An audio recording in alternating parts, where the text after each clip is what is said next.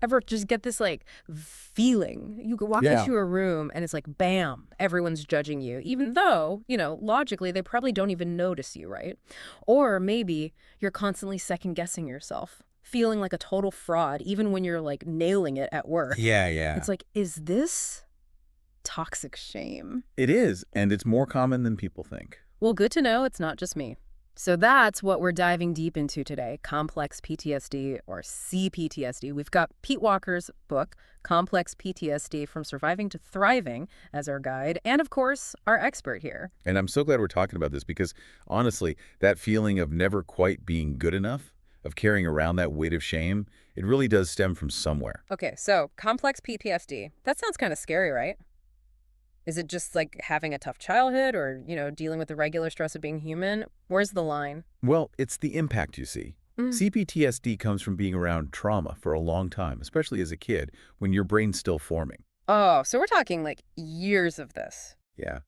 Chronic abuse, being neglected, seeing violence, the kind of stuff that makes a child feel unsafe all the time, like they constantly have to be on guard. So it's not just one bad thing that happens, it's the constant state of danger. Right. And that does something to a kid. Okay, so how does this then play out when someone's an adult? It's almost like those early experiences, they become the lens you see everything through. Relationships become a struggle. You might end up with people who repeat those old patterns of abuse or neglect without even realizing it. Oh, wow. Or your emotions are all over the place. You can't regulate, it's either being totally shut down or like erupting over something small. Because that feeling of danger, it's so deep down, you don't even connect it to your past necessarily. You just know you're anxious, on edge, waiting for the other shoe to drop. And this toxic shame we were talking about, that's a big part of CPTSD, right? Huge. It's not just, oh, I messed up, I'm ashamed. It's this deep down belief that you, at your core, are flawed, unworthy, unlovable. That's heavy. It is. Walker actually gives this example in his book about a client of his, David. This guy was conventionally attractive, like objectively, but he truly believed he was ugly because his family always put him down about his looks as a kid. That's how messed up toxic shame is. It warps how you see reality. Wow. It's like those messages from when we were young, they really stick with us even when they're totally bogus. Right. And it can be misdiagnosed so often, anxiety, depression, even personality disorders, Hmm. because the root cause is hidden. Makes sense, though. If you're not dealing with the actual trauma, you're just putting Band-Aids on the symptoms. Exactly. And to understand how those patterns even form, we got to look at what Walker calls the 4 F's of CPTSD, the 4 ways people cope with trauma. So it's not just fight or flight. Give me the rundown on these 4 F's. Okay, so you got fight, flight, freeze, and fawn. And Walker uses this example, family, to show how they play out, right? Bob, Carol, Maud, and Sean.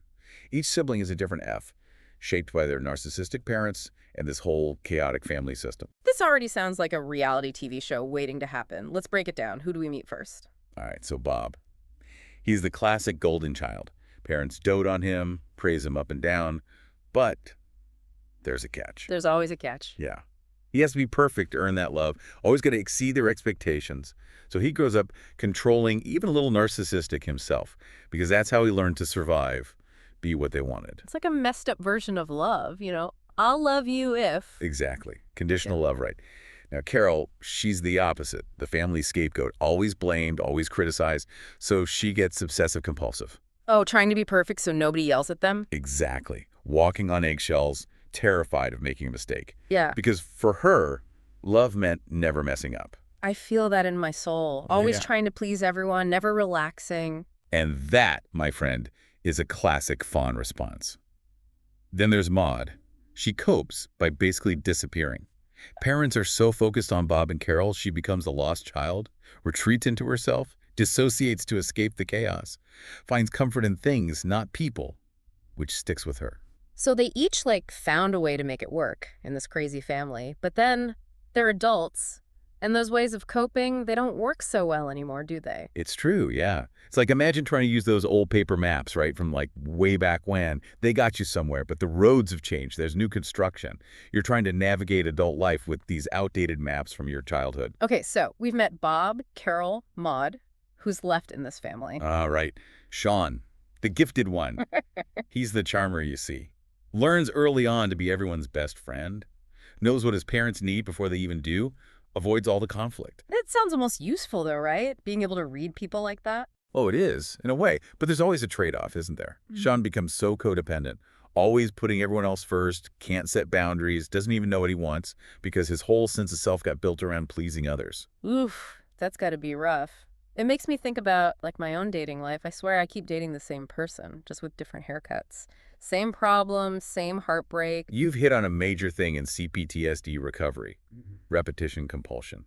This urge to recreate the dynamics from childhood, even when they were unhealthy. It's like familiar equals safe, even if it's painful familiar. So how do we break out of that? It's not hopeless, right? There's Right? got to be a way to heal from this CPTSD stuff. Oh, absolutely, there's hope. And that's what's so great about Walker's book. It's not just a diagnosis. He gives you tools. Yeah. He talks about this multi-level approach. You got to heal cognitively, emotionally, spiritually, even physically. Trauma affects everything. Well, okay, hold on. It's not just like talk therapy then. Right. It's deeper than that. Think about it. When you're stressed, what happens in your body? Your muscles tense up. Maybe you get headaches. Your digestion goes crazy. It's all connected. Oh, 100%. Stress. Hello, tension headache, my old friend. Exactly. Now imagine having those stress responses on high alert all the time because of CPTSD. It manifests physically. Mm. So healing isn't just in your head. It's about getting unstuck in your body too. Okay, so where do you even begin with all that? It seems overwhelming. It can feel that way for sure. Walker talks about these key developmental arrests, right? These are areas where emotionally, psychologically, you got stuck a little bit because of how you had to survive as a kid. Can you give an example of that? Like, what would that actually look like in someone's life? Sure. Let's say you're constantly needing your boss to praise you at work, even though logically you know you're good at your job. That might be because as a kid, your achievements were never celebrated, Mm. so you learn to seek external validation to feel worthy. Oh, wow. Yeah. Or maybe you struggle to say no, set boundaries, always putting everyone else's needs first. Your own needs, they don't even get on the list. Been there. Right. It's a common one. And it often comes from having your boundaries ignored or violated as a child, so you never learn to assert them. It's like trying to build a strong, stable house, but your foundation is cracked. Exactly. A lot of this work is about going back and shoring up that foundation so you can truly stand strong in who you are. Love that. So how do we start to fix those cracks? I know Walker talks about cognitive healing as being super important. Absolutely. It's about taking back your mind, challenging those negative thoughts, those beliefs that got stuck in there from childhood, realizing those voices in your head, the ones saying you're not good enough, not worthy, not lovable, they're not actually you. They're just echoes of the past. Oh, the inner critic. The bane of my existence. I have had it out with that voice in my head. We all have, right? But here's the thing. That inner critic, it probably developed to protect you as a kid, to help you avoid danger or criticism. But as an adult, it often does more harm than good, keeping you stuck. It's like a broken record player in there. Just the same old tapes on repeat. Our parents' voices, bullies from school, all those messages that said we were too much or not enough. Exactly. So how do we hit the stop button on those tapes? Let me guess. We don't just try to ignore them, we actually listen. You got it. It starts with awareness. Noticing those negative thoughts, really hearing them without judgment, seeing them for what they are, leftovers from an old way of thinking. Okay, so awareness is key, but then what? How do we change those super ingrained thought patterns? It's not like you can just flip a switch, right? You're right, it takes time. Walker talks about reframing those negative thoughts. So instead of, I'm such a failure, you'd say, okay, I'm feeling disappointed right now because I made a mistake. Everyone makes mistakes. That doesn't mean I'm a failure. It's like you're talking to a friend going through it, with kindness. Yes. Self-compassion instead of that constant criticism. And that brings us to, I think, a really key part of healing. The emotional piece. All right, let's talk feelings. What does that even look like when we're talking CPTSD? Well, here's the thing. For a lot of folks with CPTSD, just feeling their feelings, especially the tough ones, anger, sadness, fear, it's scary. Oh, I bet. They've spent so long pushing those feelings down, numbing them out, just to survive. So to actually allow themselves to feel brings up a ton of fear. It's like, don't open that door. Who knows what's behind there? Right. But those emotions, even the ones that feel bad, they're there for a reason. They're trying to tell us something. Anger might be saying, hey, somebody crossed a line. Sadness might mean we need comfort, connection. When we push them away, it's like we're ignoring those messages.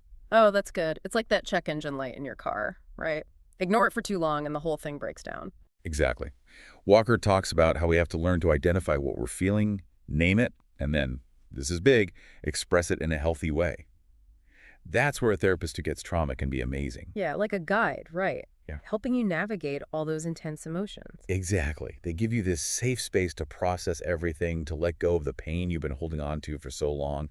And Walker also talks about verbal ventilation, basically just talking to what you've been through with people you trust. So important. It's like that saying, a problem shared is a problem halved. Right.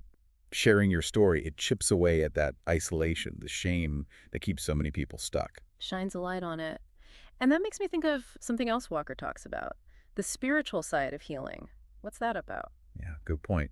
And when we say spiritual, it doesn't have to be religious, though it can be for some. It's more about connecting to something bigger than yourself, whether it's nature, art, music, a sense of purpose, whatever resonates.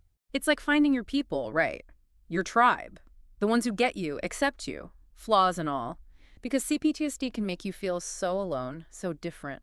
Absolutely. And that feeling of belonging, of connection, incredibly healing. So we've got the thoughts, the feelings, the spiritual side. Let's go back to the body for a sec. You said trauma gets stored physically. How do we release that? Right. So Walker's big on somatic healing, working directly with the body. Could be stuff like yoga, mindfulness, EMDR, or even just regular exercise. I have heard EMDR is incredible, how it can help your brain process those traumatic memories without being so overwhelmed by them. It could be really powerful. And like you said, even simple things, stretching, deep breathing, getting out in nature, it all makes a difference. You got to find what works for you, what helps you feel more present, more grounded in your body. Listening to your body's wisdom, basically. Yeah. It's always talking to us, right? Yeah. We just got to learn how to listen. Yes, and when we start to heal on that physical level, it often opens up the emotional and mental healing too. It's all connected, like you said. Oh. It's a journey, this healing process. And it's different for everyone. What works for one person might not work for another. The important thing is to be open to trying different things, to be patient with yourself, and to celebrate those little victories along the way. Because even small steps forward matter. It's like creating a new map for yourself, one that leads to a brighter future. Beautifully said. And I feel like we've covered so much ground today. It's been great. We have.